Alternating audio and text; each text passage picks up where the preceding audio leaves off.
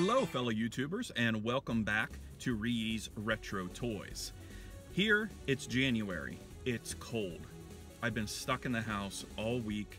My wife has been sick, I've been getting the kids ready for school, and right now I just need a little bit of break and go on a nice toy hunt.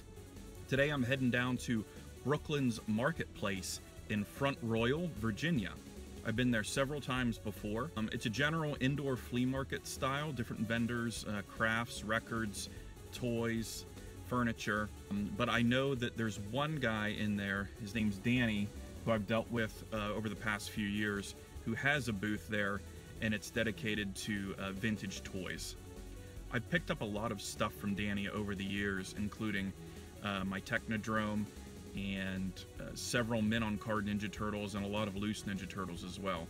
I've actually even been to his house to pick up a huge lot of Ninja Turtle items. So I don't know if he's added anything good or something that I need recently, but it's been a while since I've been down there, so I'm gonna go check it out and hopefully Danny has something good. But the place is called Brooklyn's Marketplace in downtown Front Royal, Virginia. So we'll see what I come back with.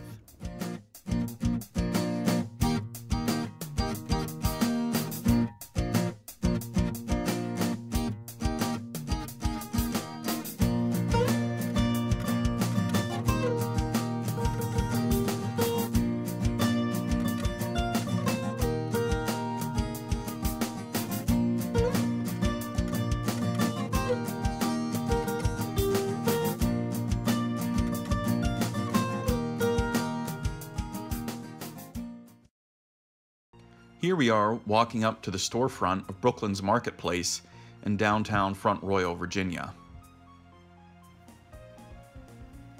This is what you see when entering the store from the main street. It's primarily set up like an indoor flea market. There's lots of different vendors with antiques, furniture, collectibles, glassware, and yes, even some vintage Pez dispensers. The vendor located in the back of the first floor has an enormous amount of vinyl records for the music collector. A little fun fact is that I, too, am a music fanatic and also collect records and cassettes. And here is a shot from the rear of the first floor with additional vendors.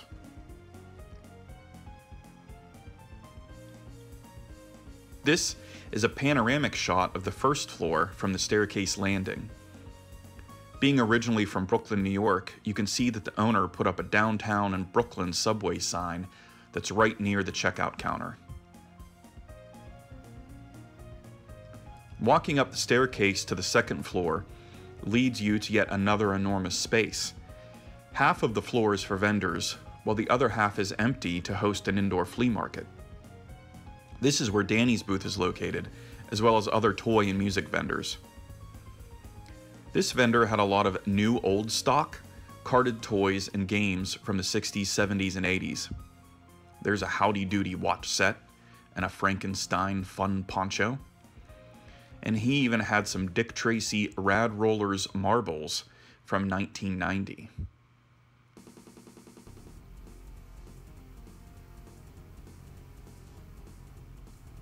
I almost picked up this carded IWA knockoff wrestler 2-pack.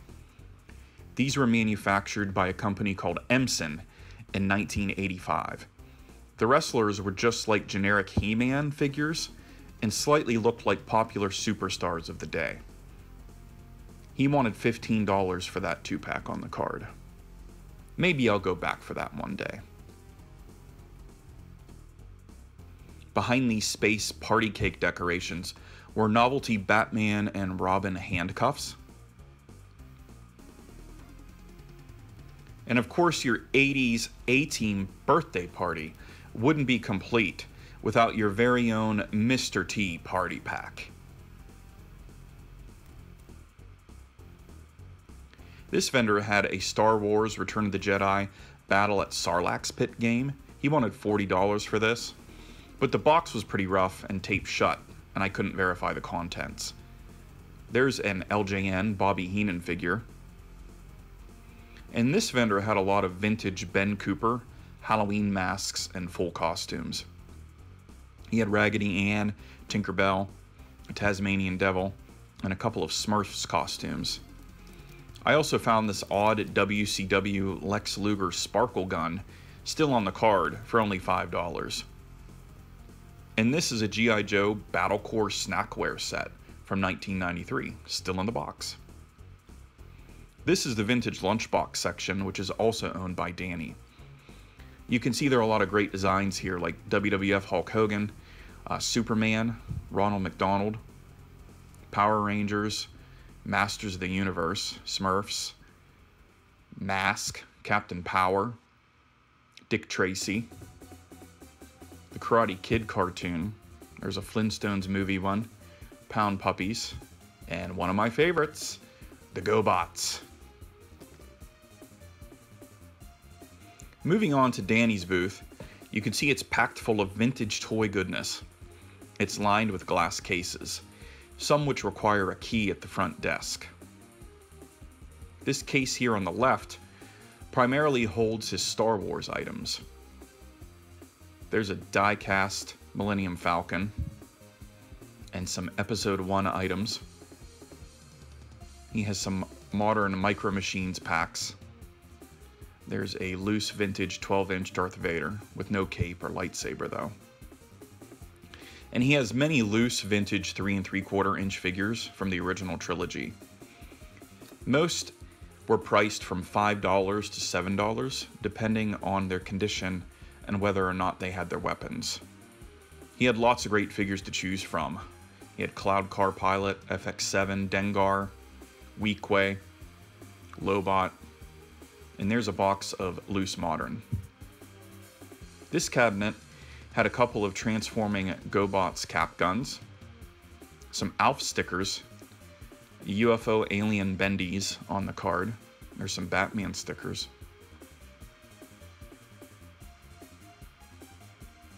And the top shelf had a Street Sharks and some Rock Lords figures, including Stoneheart, Sticks and Stones, and Magmar. There's some Chuck Norris figures and some Fright featured Ghostbusters, as well as some complete bagged He-Man figures like Stratos, Mechanic, Battle Damage He-Man, Man-at-Arms, and Dragon Blaster Skeletor. Here are some Marvel Secret Wars figures, and a nice bagged lot of Captain Power figures for $30. And that little guy there is a vintage wind-up Voltron Defender from 1984. Here are a couple of Dukes of Hazzard acrylic paint-by-number sets from the early 80s. Most of these Dukes of Hazzard items are pretty collectible nowadays, especially because of the Confederate flag controversy. Danny also had some Congo movie figures on the card, and some Star Trek Voyager figures. There's Last Action Hero. Here's a rare Married with Children board game. I actually had never seen that one before. And he had a Ninja Turtles collector case filled with 12 figures. He had $50 on that. Here are some of his retro 70s items like Bee Gees and $6 Million Man and Mork and Mindy. This glass case has some of his great carded 80s figures. The Ghostbusters Zombie Monster, Universal Monsters Ninja Turtles like Raph as the Mummy, a couple of Mask figure 2-packs, Wingnut and Screwloose, Movie 3 April, Sewer Surfing Michelangelo. Here's some more Marvel Secret Wars figures and Ghostbusters. There's a Rambo figure, and a very nice set of Karate Kid figures from 1986. This case has some miscellaneous items, like mini Annie figures, and he had a pretty big bag of vintage Muscle Men.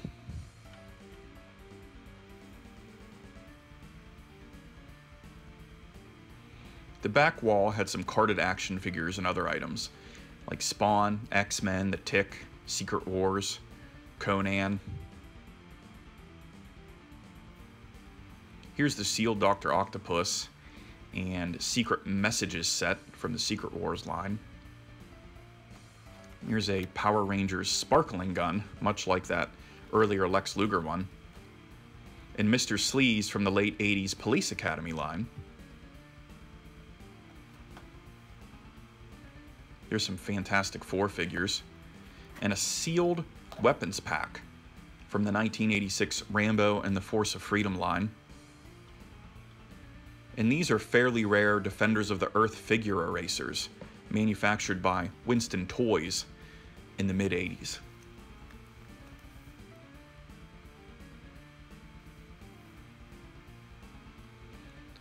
Here is a great cabinet filled with 80s action figures. He has several Generation 1 bagged Transformers from Hasbro, and a Larry Zbyszko AWA figure. There's some Lord of the Rings figures, a Leatherface.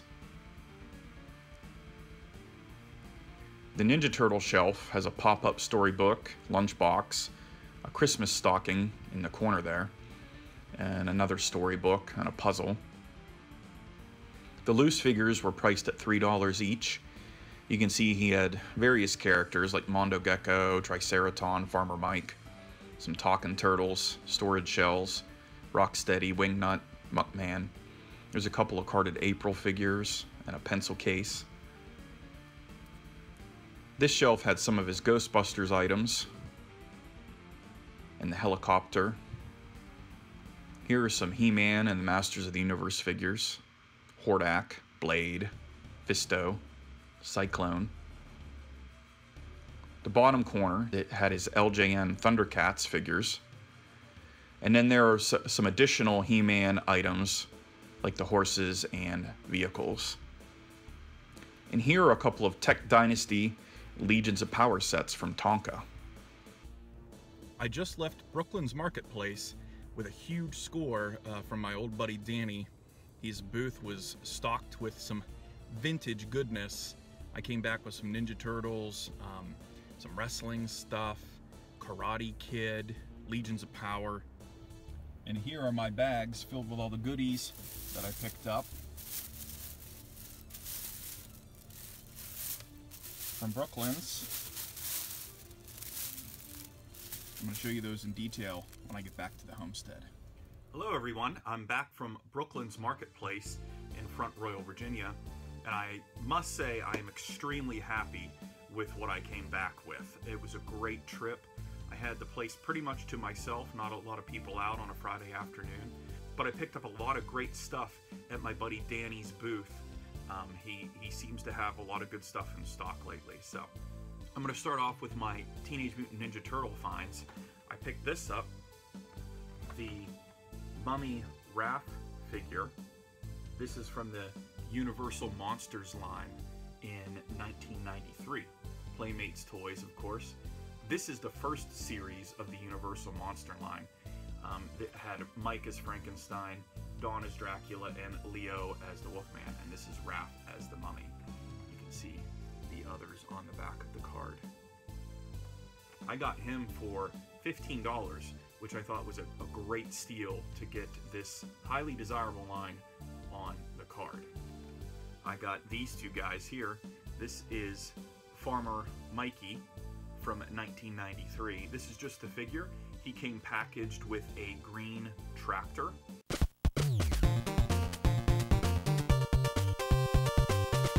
I have him complete loose, but I figured I'd pick him up kind of as trade bait, or if I wanted to sell him later down the line. He was only $3, and he's in really good shape. And then I got this soft head Michelangelo from 1988. And Michelangelo, the new chocolate. Radical! And master of the willing pizza. Hey, who had the pepperoni ice cream? From Playmates. Most of you probably know that are watching this channel right now that the original 4 Ninja Turtles came packaged in 1988 with soft, squishable heads. Later on, even in 1988, they came packaged again with hard heads to match their bodies. They're still the hard plastic. So the soft heads were the very, very first release of the Ninja Mini Mutants playset from 1995.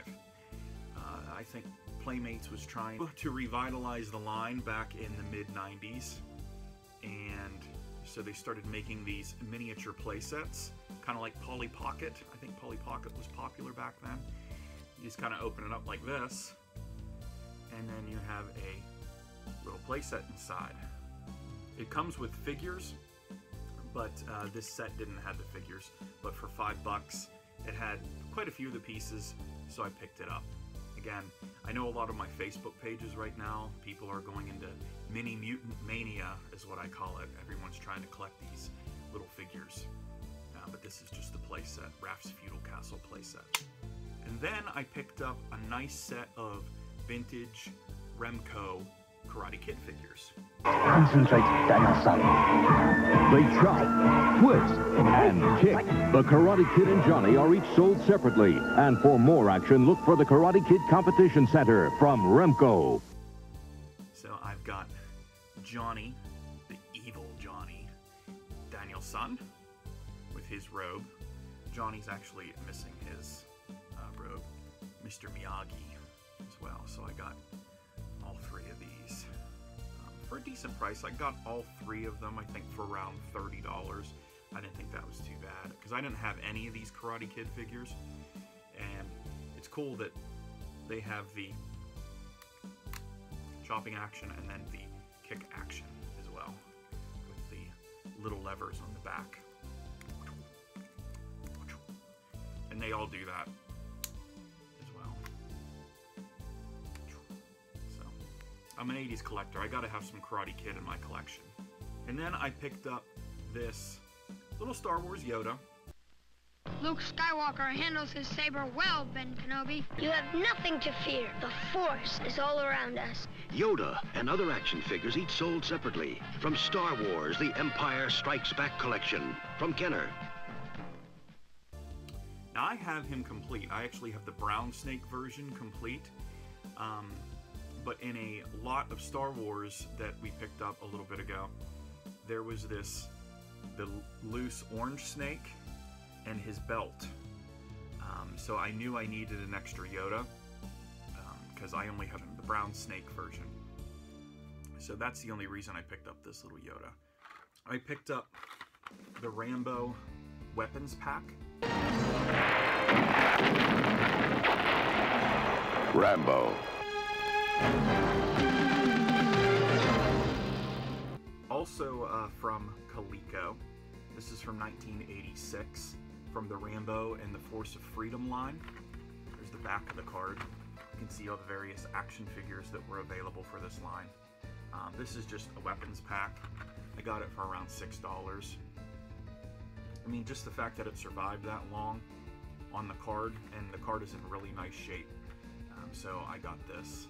This, I thought, was probably the most bizarre find of the day. It's a WCW Lex Luger sparkle gun on the card. It's from 1991, and apparently they made Ric Flair and Sting as well. But this is obviously the Lex Luger sparkle gun. It's from Jaru, J-A-R-U, out of Jacksonville, Florida. I've never in my life seen anything like this before.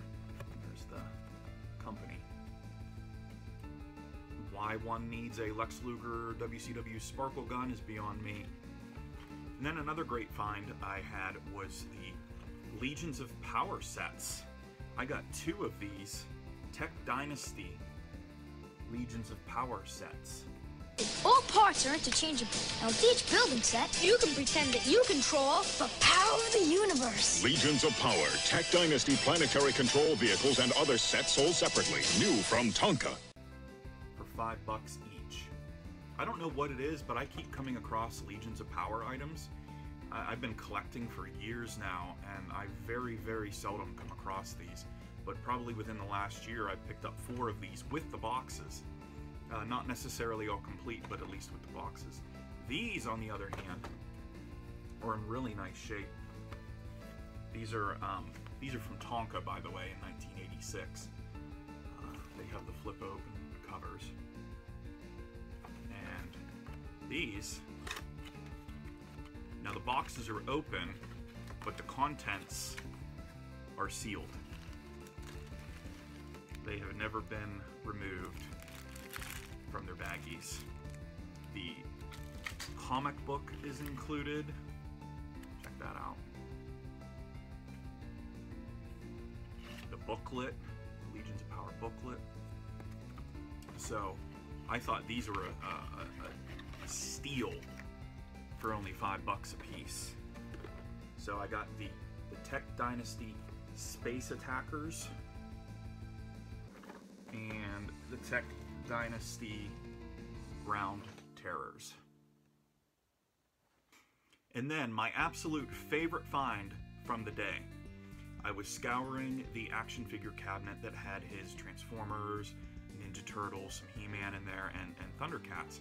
And he was asking $5 a piece for his Thundercats. And I saw this guy laying there and realized that, okay, well, I don't have that Thundercats figure. I know that. And he's labeled LJN Toys 1986 Telepix, just like a Thundercat. But as it turns out, this is not a Thundercat figure. This is a very, very rare Tiger Sharks figure. Tiger Sharks, Tiger Sharks. Hold on. Tiger Sharks. Same company, LJN and Telepix, both dated the same, and you can see the same style as a Thundercat. The only difference is that if you pull on his arm, he has the chest breaking action to turn in to the shark. This turns out to be Mako from the Tiger Sharks line. This was the third cartoon that Rankin and Bass put together after Thundercats, Silverhawks, and then they did Tiger Sharks, but it only lasted 1 year. It just didn't gain hold and get a lot of fans. So the line is extremely rare, even loose. So I was super hyped to find out, finally, in the car, when I actually Googled the what this figure was. I had to Google blue Thundercat figure, and I eventually came across the picture of Mako. You're always learning in this environment, always learning. And never in my wildest dreams did I think I would come across a Tiger Sharks figure other than maybe at a toy show. So when I found him for $5, that was a no-brainer. Especially because I thought it was just a Thundercats figure that I didn't have. So those are my finds from Brooklyn's Marketplace in Front Royal, Virginia. I encourage you to check it out if you are in the area. So I hope you enjoyed this video, and if you did, don't forget to hit that like button and subscribe to my channel so you can keep updated on all of my retro toy hunting adventures. Thank you for watching, and keep on hunting.